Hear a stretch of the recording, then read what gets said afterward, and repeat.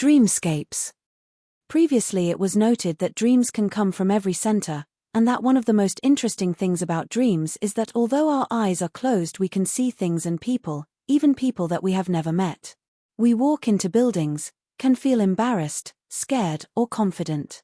In other words, all that we experience in external life through our external senses appears to take place when all of our senses are cut off, when our external senses are not seeing the light of the sun, the glare of city lights or anything of that nature. Yet we can enter another world that is perfectly real to us. This may be the first thing to make one begin to wonder whether the external world registered by our five senses is the only world that we live in. People can have nightmares, they can be plagued by unhappy dreams which appear quite real to them, if they have not learnt to non-identify. Our troubles do not lie only in the external world. To revert now to the dream that was spoken of previously. Quote, "We were living at a kind of farm. Work people were around us. The peculiarity of this farm was that wherever you walked you had to travel on duckboards raised up on stilts above a swamp of all kinds of filth and muck, such as one finds in a farmyard. If you slipped you plunged into it, and anything you dropped was lost immediately. When we sat at table in conversation and forgot what was beneath us, we would suddenly awaken to the fact that our feet were dangling in the filthy muck. We had to remember all the time to hold them up above it. Recall that there are many dreams that have no meaning, however this dream has particular meaning. Whether a dream has meaning or not depends upon which center it comes from. Influences reach us of every kind in the scale of things. If we have begun to understand the ray of creation, then we should know that influences are reaching us all the time, and that these influences are of different qualities. The influences are registered by our psychic apparatus according to its abilities. In other words, we receive lower or higher influences according to our level of being. We are told in this work to try to listen to ourselves. Of course, if there is nothing to listen to, this would be absurd advice, but if we contemplate the ray of creation, and all those influences coming down it, one may not think it absurd. We have to remember always that there are higher influences playing on us in the moment, but if we are glued to our senses and completely identified with all that we are doing, then we cannot become aware of these influences.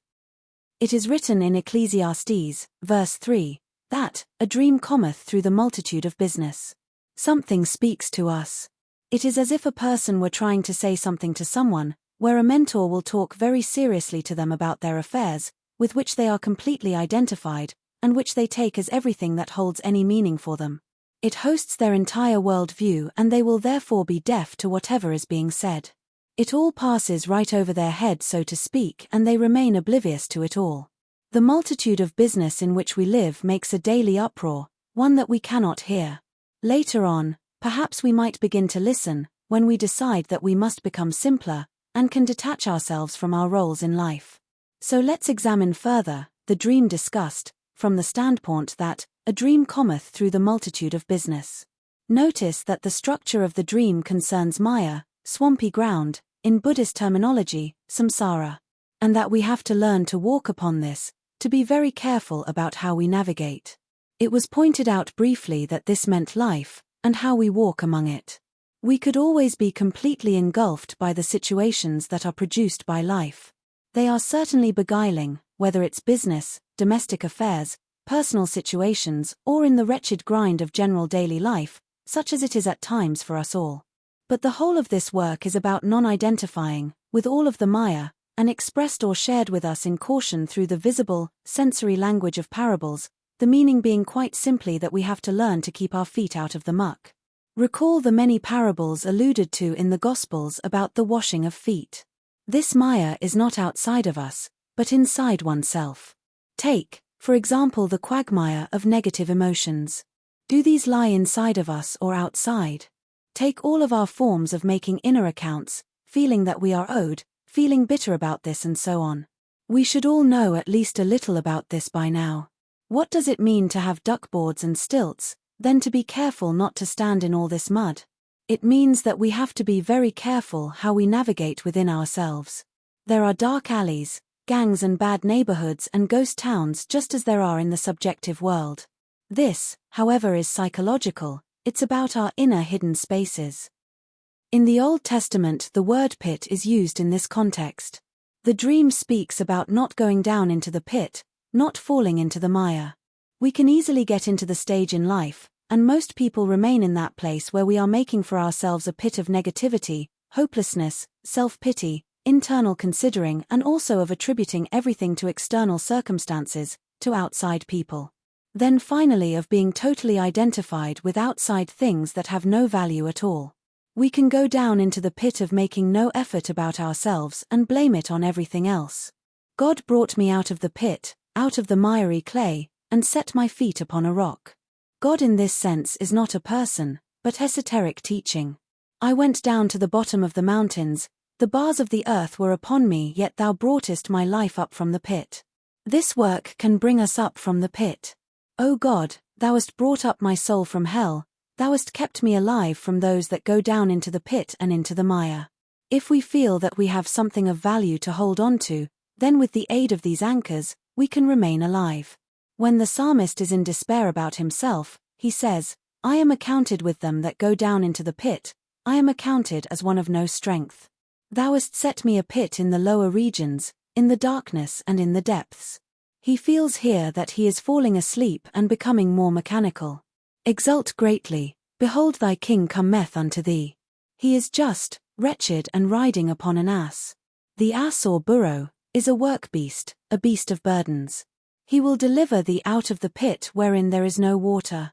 This last phrase has deeper meaning, noting the pit wherein is no water, means a state where there is no truth and no understanding.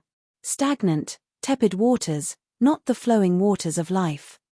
Returning to the Gospels. Christ says of the Pharisees, to the people who are quite sure that they are righteous, and who attribute everything to themselves, let them alone.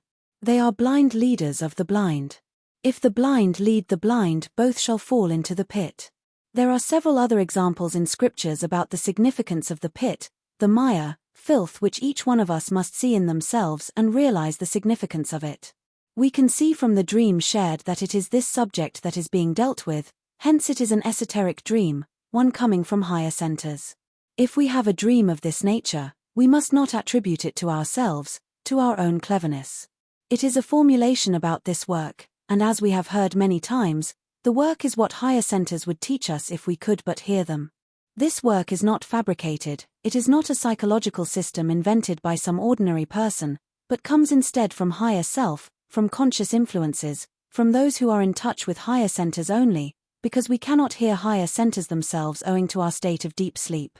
Their continual inner teaching to which we are deaf, has been turned into an external system of work, formulated by those who are already in touch with their higher centers. In other words, we have to learn externally, from outside, from our senses, what we would already know if we could only listen to ourselves and render quiet the uproar of daily wheels of personality. Looking next at what the duckboards might mean psychologically. Imagine what this image, comparable with an image in parables, might mean. What stilts might mean, psychologically. Reflect upon this, where it notes that when we are talking, as the dream points out, you are liable to get your feet in the mire. When we have been talking at random, or saying all sorts of unhappy things about others, we lose force. But if we have not been doing this, then we feel stronger in ourselves. Silence gives strength. We must learn to be silent even when speaking. It is this inner feeling of integrity that means strength. Of course, we could always say 1,000 things, always poison others with our negative emotions and have an answer or a comeback for everything. We can conjure up unpleasant things or hint at something that has been said. All this takes us down into the mire, which is exactly what a person must try to escape from sinking into. Everyone must see their own mire. Often it is what a person does not consider as mire at all. They think, for instance, they have a right to worry, to be continually talking about daily or global affairs, the weather, or talking about their business, about their own activities, their personal difficulties. To talk consciously about one's affairs is quite different from talking mechanically. What does it mean to talk consciously about your troubles? It means to formulate, and formulation means to be conscious of both sides, of what you are like, of what the other person is like, and so on. If we try to do this, we'll notice it means that all sorts of mechanical eyes in us are checked, and deprived of their desire to manifest. If we do this, then we'll understand what strength means. Remember how the psalmist complains that because he had no inner strength he was sunken into the inner pit.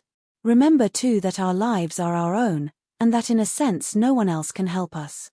There is no advocacy and nobody is going to die on a cross for us, just so we can live a life that is less burdensome. The work, however, can indeed help, if we sincerely apply it. We can reach a certain stage, perhaps of personal work, but then stumble again into the mire. At first we may not notice it, but after a time we really become aware of our inner state, and then if the work means anything to us at all, we begin to feel that we cannot bear to be in this mire. This means that the inner taste of the work has begun to act upon you. Then we are no longer sunk in despair simply through adverse external conditions, but begin to be unhappy in quite a new way, with regard to the matter of our inner state, to where we are in ourselves. When this stage is reached, you can be sure that the work has begun to act upon you directly, and then will know that the only thing that can save you from this mud farm is to practice what the work teaches.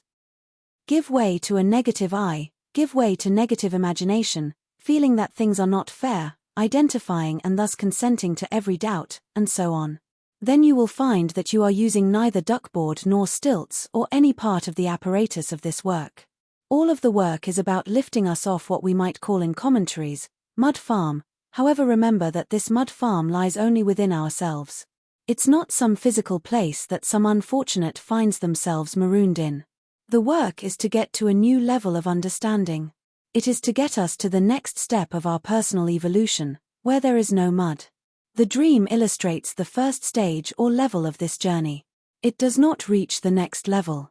It represents what we have to do with regard to the level we are presently on, the level of being that we are on, which is represented as mud.